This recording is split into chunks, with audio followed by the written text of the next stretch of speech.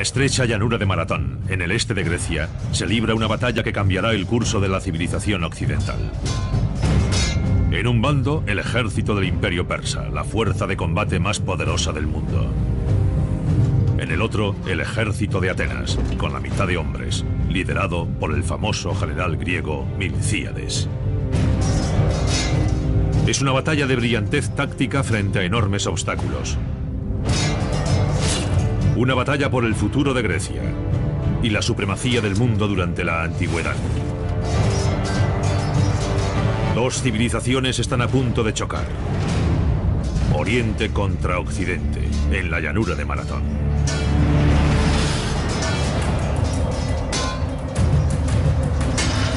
La muerte llega rápidamente.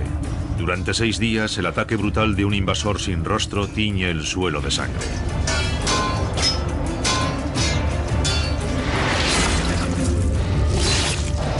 Los que no son aniquilados son esclavizados. El agresor es la infantería pesada del poderoso imperio persa.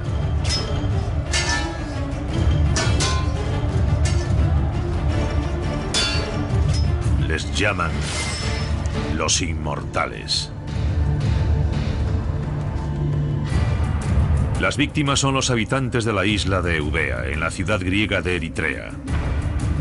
600 barcos de guerra persas habían cruzado el mar Egeo, arrasando las islas griegas que encontraban a su paso. Pero Eubea no es su destino final. Se dirigen a Atenas. Su objetivo, destruirla por completo. Recorrieron el Mediterráneo oriental saltando de isla en isla durante su campaña, algo muy parecido a lo que los Estados Unidos hicieron en Japón durante la Segunda Guerra Mundial. Fueron invadiendo islas pequeñas y convirtiéndolas en bases logísticas para lograr una posición desde la que poder atacar a Atenas. Nada detiene a la máquina de guerra persa. Desde Eritrea se dirigen a Atenas. Los persas pueden merendarse cualquier ciudad del tamaño de Atenas. Están tan seguros de su éxito que van cargando sus barcos con mármol para poder construir un monumento de la victoria cuando hayan reducido a Atenas a cenizas. El imperio persa es enorme. Sus fronteras se extienden desde el río Indo, en la India, hasta el río Nilo, en Egipto. Persia era el mayor imperio que la historia había conocido, no solo en términos geográficos, sino también demográficos, millones de personas. Y era una de las culturas más avanzadas en materias como arquitectura, escritura, diseño. Era un imperio multinacional. El imperio persa integraba más nacionalidades y religiones de las que hubiesen existido antes en cualquier otro imperio. Por el contrario, Atenas es solo una más entre las heterogéneas ciudades-estado griegas. La Grecia actual, en aquella época, no era una nación, sino numerosas ciudades-estado. Desde Macedonia en el norte hasta Atenas, Corinto o Esparta. Todos esos estados cuyos nombres van apareciendo en la historia. Cada ciudad-estado era una sociedad independiente, tenía sus propias tierras, su propio ejército.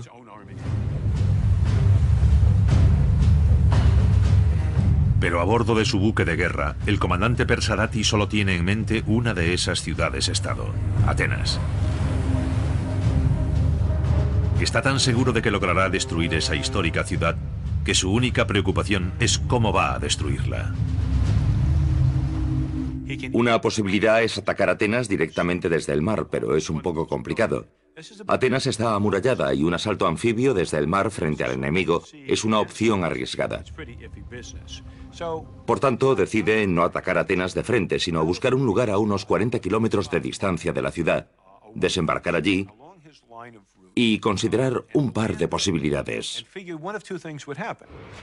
O el ejército griego responde y sale a su encuentro, o desembarca, reúne a su ejército y simplemente marcha hacia Atenas por tierra.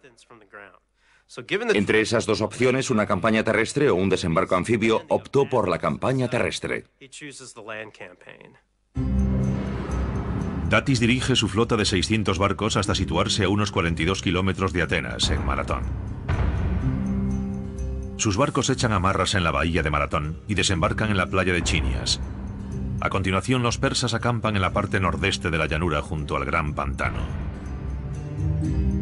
El ejército persa está a punto de caer sobre Atenas. Los atenienses saben que rendirse no es una opción, pero no se ponen de acuerdo sobre cómo deben prepararse. ¿Deberían hacerse fuertes tras los muros de la ciudad o salir al encuentro de los persas para luchar? Algunos atenienses creen que una batalla en campo abierto contra los persas es un suicidio.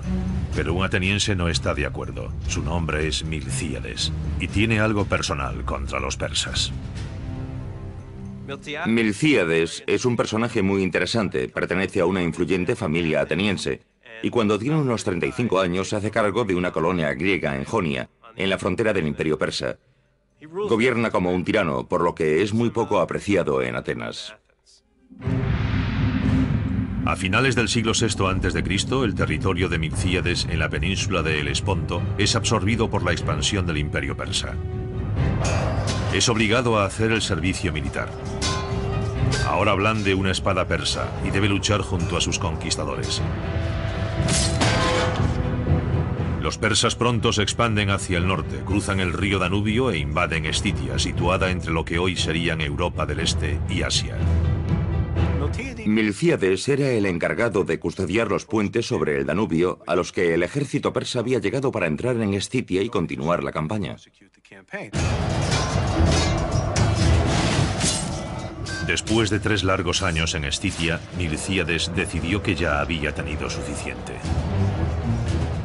Milcíades nunca había tenido mucho aprecio por los persas e intentó que otros generales griegos acordasen quemar los puentes después de que Darío y su ejército los cruzasen para que muriesen de hambre o los matasen los escitas.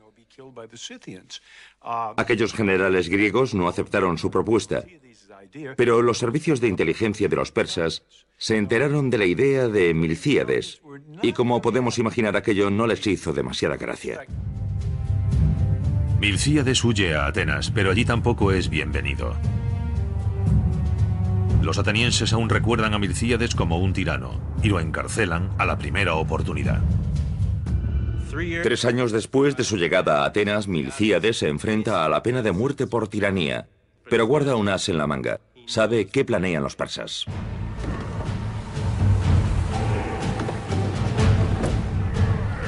Y los persas se dirigen hacia Atenas para destruirla. Los atenienses no solo perdonan la vida a Milcíades, además lo nombran general. Pero Milcíades tiene que plantearse qué destino es peor, la ejecución o ser destrozado por los guerreros persas. Milcíades decide hacer frente a las armas de los persas y, en lugar de esconderse tras las murallas de Atenas, escoge enfrentarse a los persas en el campo de batalla. Pero la decisión final sobre si ha de combatir no depende de él. La democracia ateniense también rige en su ejército. Y cuando surge la discusión sobre qué hacer en Maratón, la decisión depende de un consejo formado por 10 generales. Atacar o retirarse y tratar de conseguir ayuda de otras ciudades-estado griegas. El resultado de la votación es un empate. El voto decisivo corresponde a un hombre llamado Calímaco. Es el polemarca, un puesto simbólico del ejército ateniense. Milcíades explica apasionadamente a Calímaco: de ti depende que Atenas sea condenada a la esclavitud o se convierta en el mayor de todos los estados griegos. Si no luchamos, la democracia se resquebrajará y nos convertiremos en una presa fácil para los persas. Y convence a Calímaco, que vota a favor del ataque. Milcíades consigue su guerra. Dirige a todo el ejército ateniense, unos 10.000 hombres, 42 kilómetros hacia el este, hacia la llanura de Maratón. Milcíades parece tenerlo todo en contra. El ejército persa es colosal. 2 veces mayor que el ateniense. 20.000 soldados de infantería, 3.000 arqueros, 2.000 soldados de caballería. Milcíades analiza la situación y percibe de inmediato su inferioridad numérica. Y no solo son superados en números, sino también en armamento si consideramos los contingentes de arqueros y soldados de caballería. Incluso si logran frenar a la infantería persa, los atenienses no tienen forma de contrarrestar su caballería. Su inferioridad es enorme. La caballería es una de las claves del éxito militar de los persas. Fue uno de los primeros ejércitos que integraron plenamente los caballos y la infantería pesada para formar un doble ataque devastador.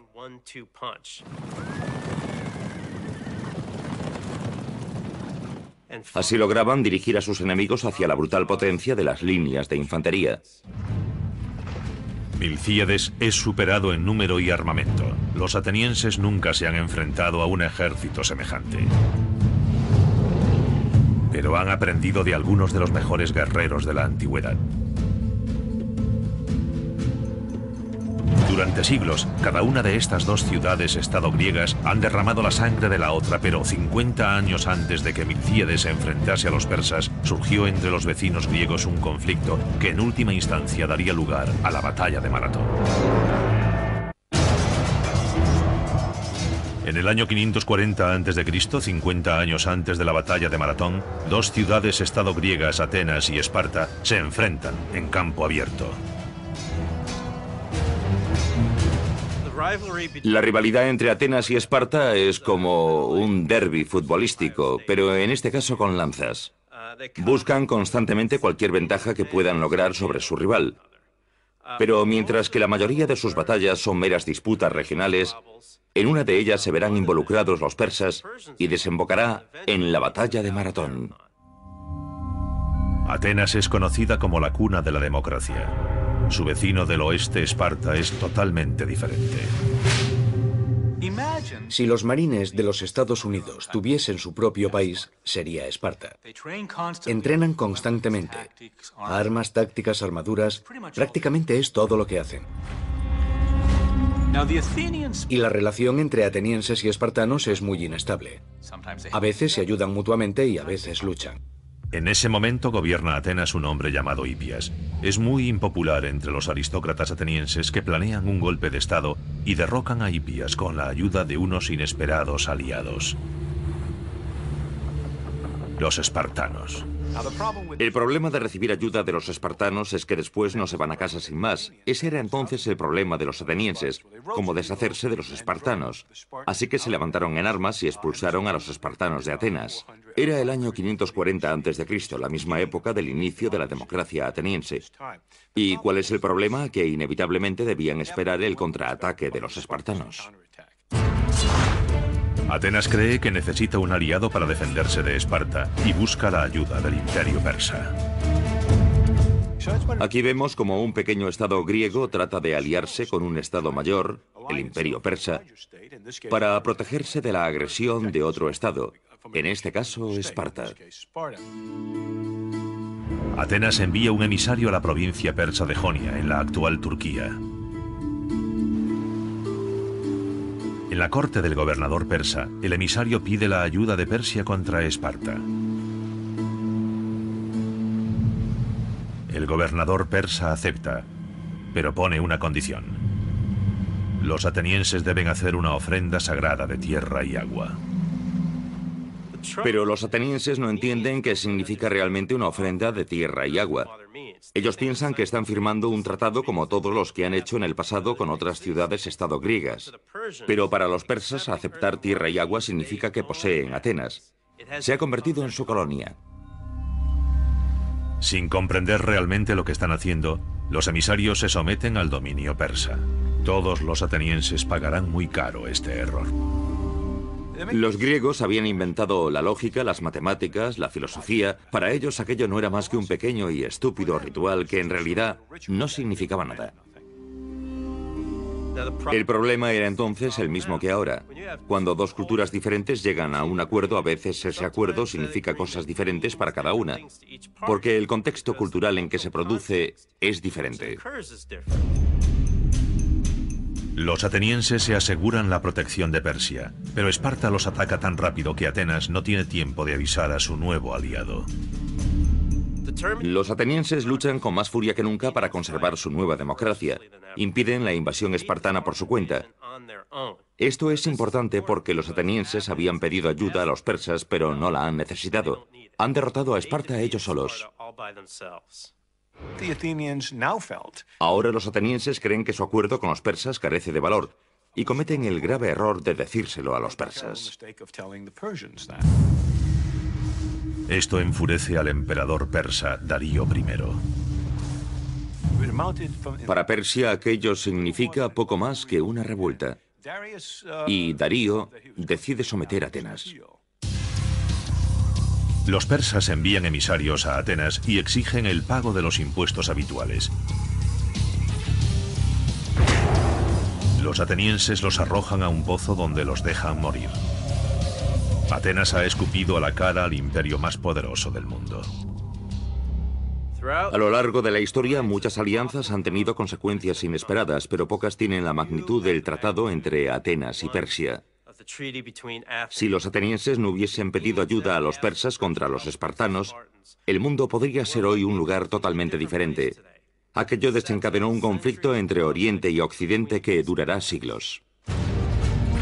Y la primera gran batalla es la de Maratón, donde más de 20.000 soldados persas de infantería, caballería y arqueros se están preparando para reducir Atenas a cenizas.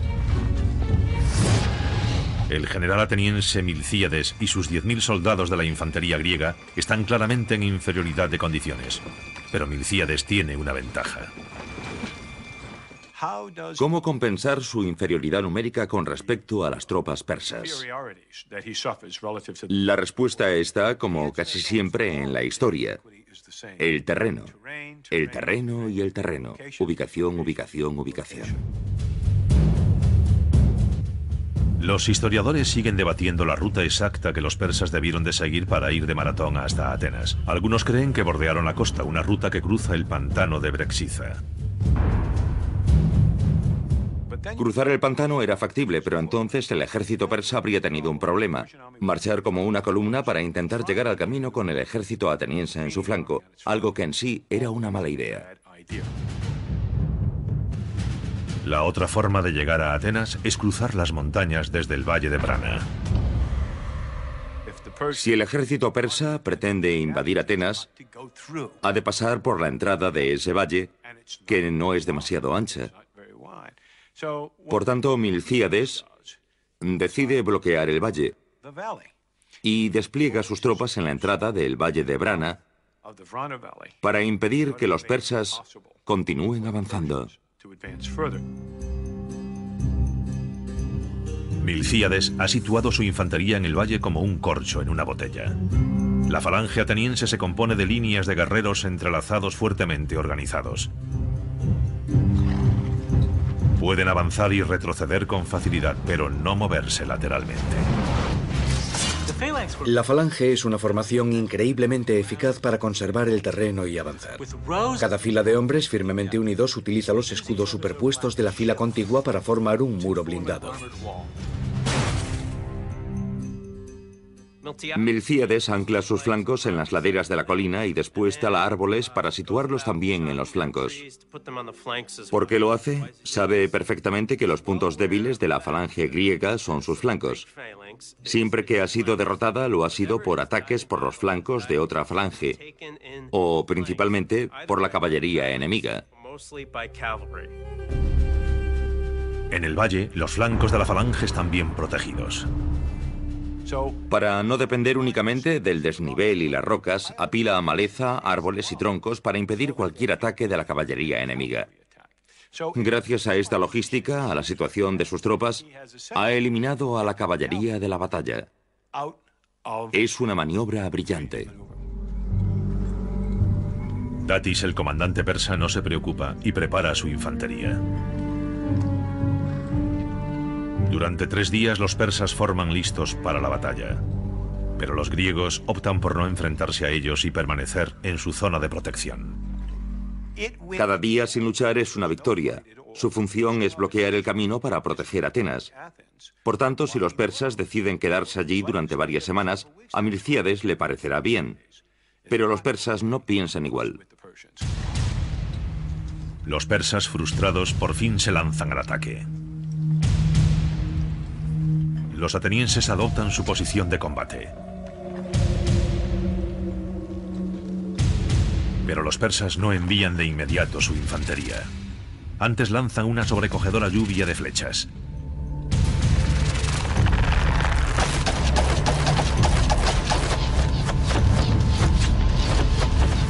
Los atenienses no tienen dónde ocultarse de los proyectiles.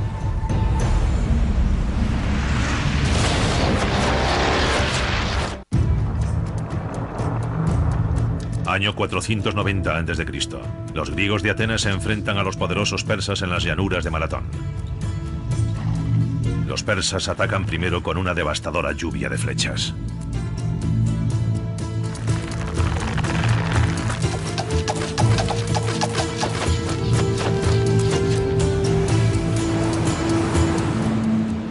Imaginen aquel muro de proyectiles ocultando literalmente el sol y cayendo sobre los atenienses.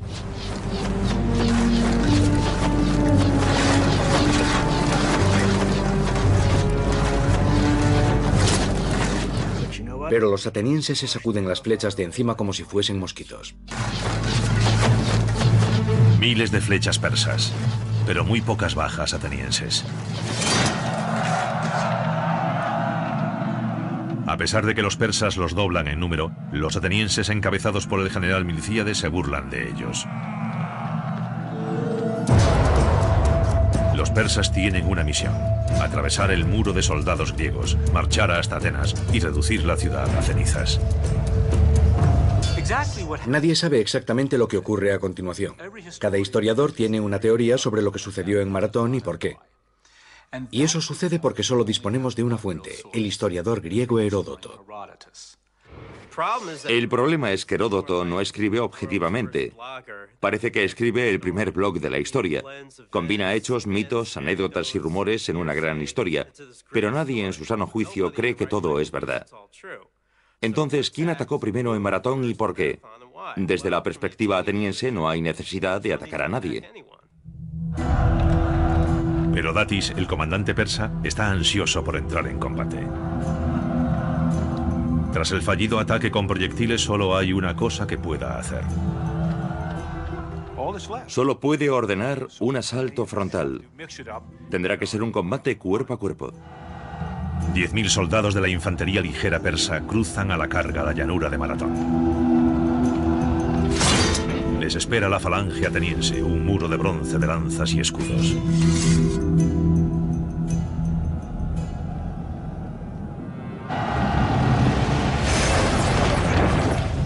Medio millón de kilos de carne y huesos colisionan. El oplón ayuda a los atenienses a crear ese muro. El escudo griego llamado oplón es más que una tapa de cubo de basura mitificada. Es una innovación bélica revolucionaria.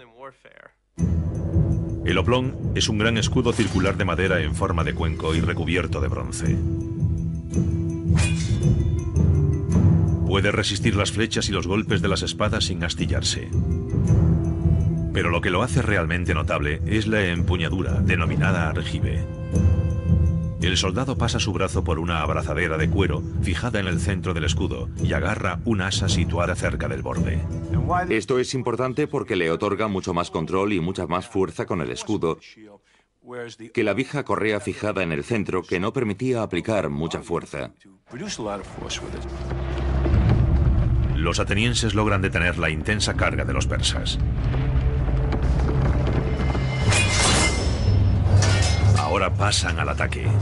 El arma principal de los atenienses es el dori o doru, una pesada lanza de madera de fresno. Mide más de 2 metros y tiene una afilada punta de hierro. El dori puede atravesar escudos y armaduras. No es una lanza para arrojar, sino para asestar al enemigo un golpe espantoso. En el siglo VI a.C., la mayoría de los guerreros atenienses visten una ligera armadura laminar hecha de tiras de lino y cuero entrelazadas. Sin embargo, algunos portan corazas pesadas y rígidas. Son placas de bronce esculpidas para simular un torso musculoso. Los cascos de bronce con sus característicos penachos de crin protegen sus cabezas. Y las espinilleras la parte inferior de sus piernas. Con su uniforme de combate completo, los hoplitas van blindados de pies a cabeza. El problema de los persas en Maratón es que se enfrentan a una falange ateniense que no se dispersa durante la andanada de flechas. Además, la infantería ligera persa carece del apoyo habitual de la caballería, así que todo se reduce a espadas curvas y escudos de mimbre contra el muro de bronce de los atenienses. Datis, el comandante persa, ordena sucesivos ataques de la infantería ligera. Pero lo único que consigue es terminar clavados en el sólido muro de las lanzas atenienses. Los persas son implacables. La derrota no es una opción. Está en juego su prestigio imperial. ¿Qué demonios pudo haber hecho aquella insignificante y remota nación para insultar de tal modo al mayor imperio de la Tierra? Para los persas, Maratón es mucho más que un simple tratado incumplido. También es un castigo por el apoyo ateniense a una revolución contra Persia producida en la cercana Jonia 10 años antes. Jonia era una colonia griega de Atenas que en el año 540 a.C. fue absorbida como una provincia del imperio persa. 40 años más tarde, en el año 500 a.C., un tirano local incitó un levantamiento. El pueblo de Jonia pidió ayuda a Atenas. Sus colonias consideraban a Atenas una especie de madre patria, y yo diría que Atenas también se consideraba así. Cuando sus colonias le pedían ayuda, enviaba tropas. Sin duda fue un error de primera magnitud, pero aquello fue probablemente lo que lo motivó todo. Desde luego, todo lo que sucedió después no puede explicarse por motivos prácticos. Los atenienses, junto a un contingente de Eritrea en la cercana Eubea, cruzan el mar Egeo para llegar a Jonia y atacan Sardes, la capital. Es otra ofensa ateniense que los persas nunca olvidarán.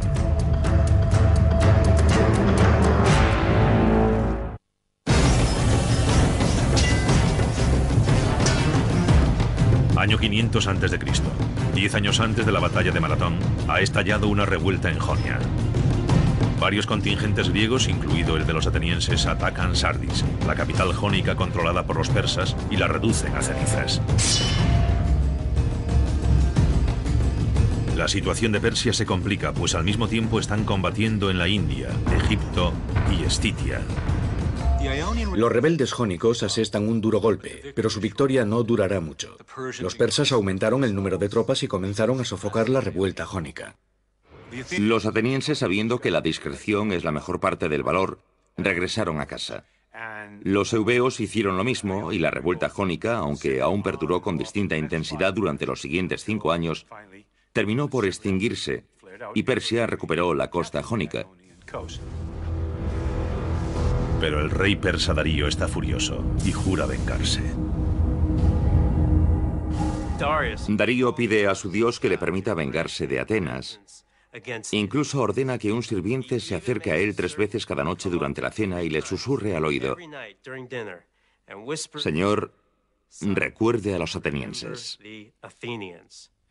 Tiene problemas con Egipto y está en guerra con la India y Escitia, pero siempre tiene en mente vengarse de Atenas.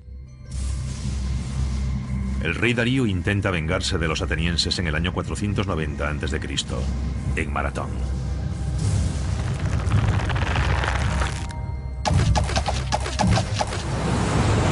Pero hasta ahora los atenienses han sobrevivido a un ataque masivo de proyectiles persas.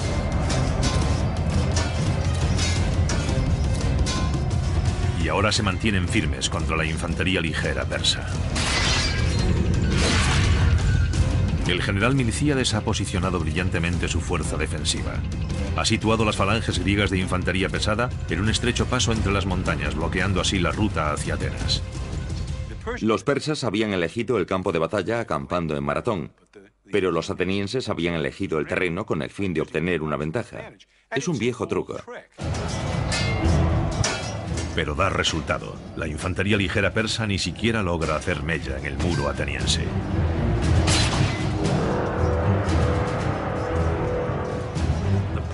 La infantería ligera persa se retira, pero ahora Milcíades debe enfrentarse a las tropas de élite de la infantería pesada persa, los denominados inmortales. Los legendarios inmortales forman las tropas de asalto del imperio persa. Con el rostro oculto marchan a la batalla en completo silencio. Son la peor pesadilla de los atenienses. Además de su letal habilidad bélica, la presencia de los inmortales obliga a Milcíades a cambiar sus tácticas. Milcíades, a pesar de que ha preparado el campo de batalla con pericia para aprovechar cualquier posible ventaja, aún tiene algo en contra, y es la zona en la que se encuentra, que aunque es relativamente estrecha, sigue siendo demasiado ancha para las tropas de las que dispone. Lo que hace es debilitar su centro y desplazar las tropas adicionales. De esta manera, cuando analizamos el despliegue ateniense, vemos un ejército relativamente débil en el centro, pero con poderosas falanges a cada lado. Debilitar el centro de su falange es una apuesta muy arriesgada, pero no será la única de Milcíades. Decide adelantar sus tropas más allá de la protección del valle. Sabe que si se queda donde está cuando el centro sea atacado, cederá. Si eso ocurre, donde está no dispondrá de suficiente espacio para que las poderosas falanges de los extremos maniobren hacia el interior. No hay suficiente espacio, su situación en el terreno no se lo permite, así que tiene un problema táctico muy delicado. Milcíades debe hacer avanzar a sus tropas lo suficiente para que las falanges dispongan de espacio para maniobrar. Pero ¿cuánto puede alejarse Milcíades del valle? Si no se aleja lo suficiente, sus flancos no podrán maniobrar. Si se aleja demasiado, los persas podrían superar sus flancos y rodearlos. Está tomando estas decisiones sobre la marcha y no sabrá cuánto puede alejarse hasta que no haya vuelta atrás.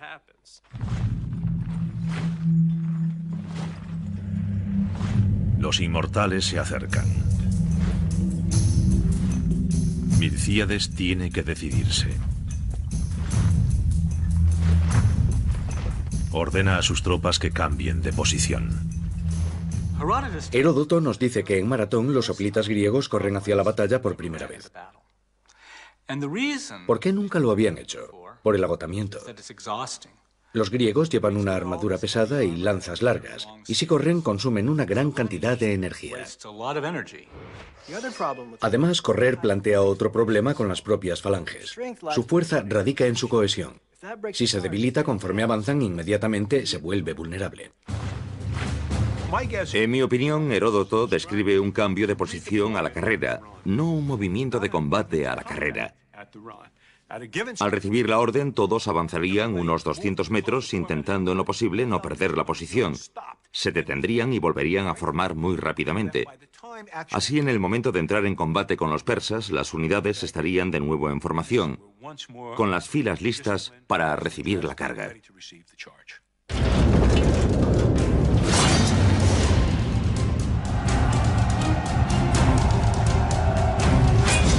Los historiadores discrepan sobre muchos aspectos de la batalla de Maratón, pero todos coinciden en lo que sucede a continuación, un violento cataclismo.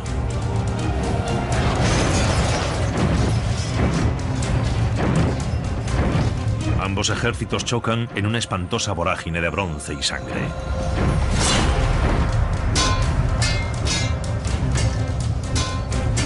La batalla es tan intensa que algunos griegos hablan de visiones enloquecidas de guerreros fantasmales que se abren paso entre las líneas aniquilando hombres al azar.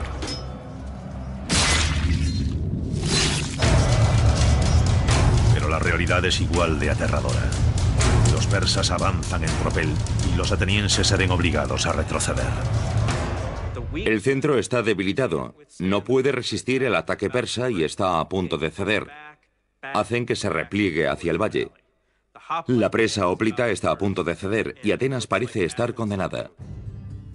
El centro de Milcíades está al borde del colapso, pero en los flancos sucede algo bien distinto. La táctica habitual de la infantería persa es situar sus unidades más fuertes en el centro y las más débiles en los flancos.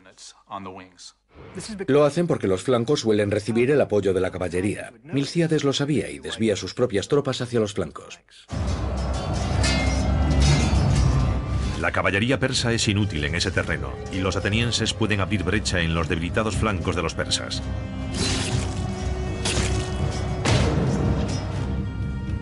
El centro de la línea ateniense sigue perdiendo terreno, pero los flancos resisten.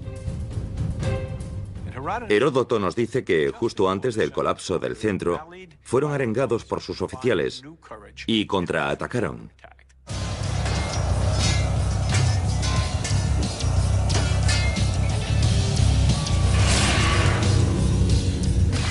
Contraatacan lo suficiente para detener el avance enemigo por el centro. En ese momento, las poderosas falanges de los extremos se desplazan hacia el centro, atrapando a sus enemigos en una V. Y literalmente los aniquilan. En un audaz golpe de brillantez táctica, Milcíades ha dado un giro completo a la batalla contra los persas.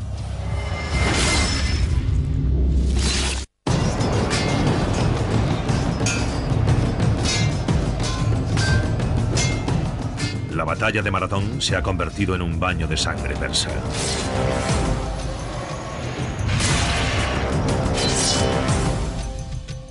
Mientras mantiene sus flancos inmóviles, el general ateniense Milcíades ha hecho retroceder el centro de sus tropas, conduciendo a la infantería persa a una trampa mortal.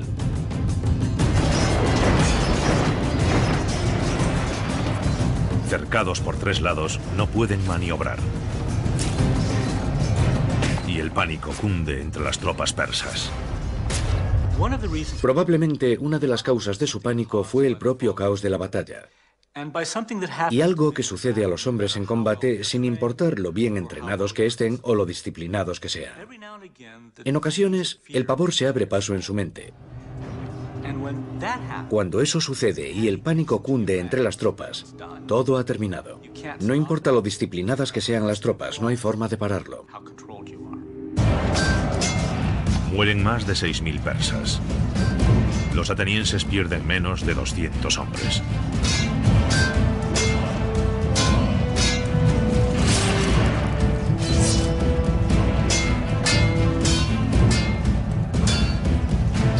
Uno de los caídos es Calímaco, el hombre cuyo voto deshizo el empate y llevó a los atenienses a la batalla.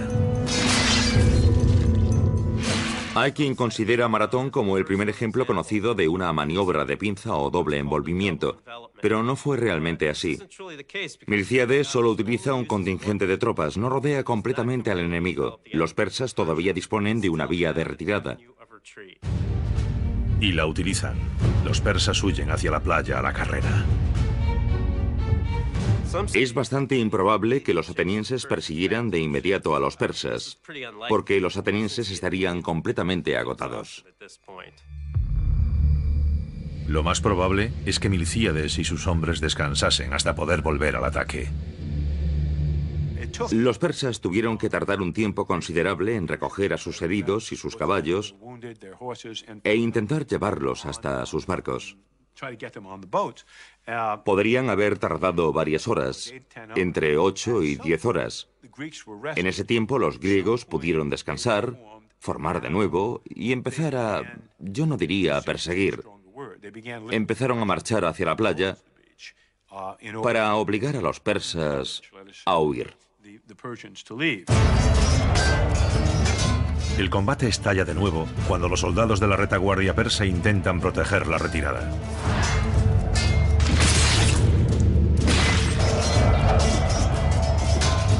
Los atenienses los aniquilan y capturan 7 de los barcos que intentan huir.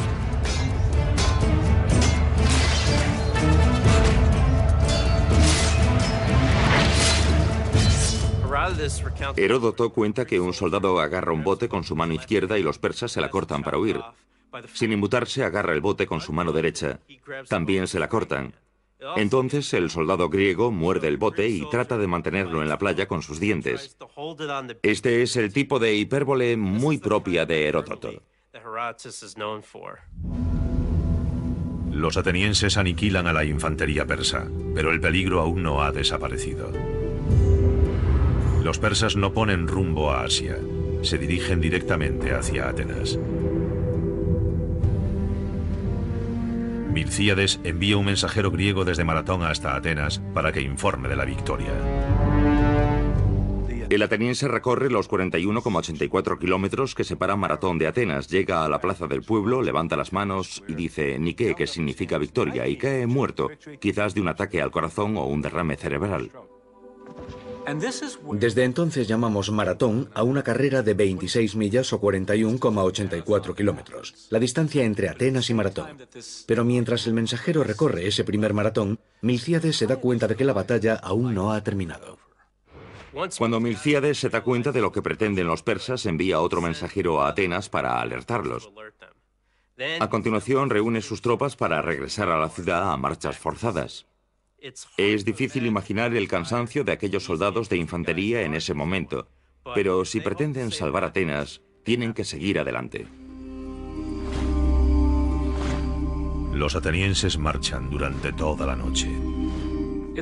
Es difícil saber cuánto tiempo necesitarían los barcos persas para llegar desde Maratón hasta Atenas. Tendrían que recorrer por mar unos 100 kilómetros. Un barco de la época podía hacerlo en unas 10 horas. Aunque todo dependía de las corrientes, las condiciones meteorológicas, el peso que transportaba el barco.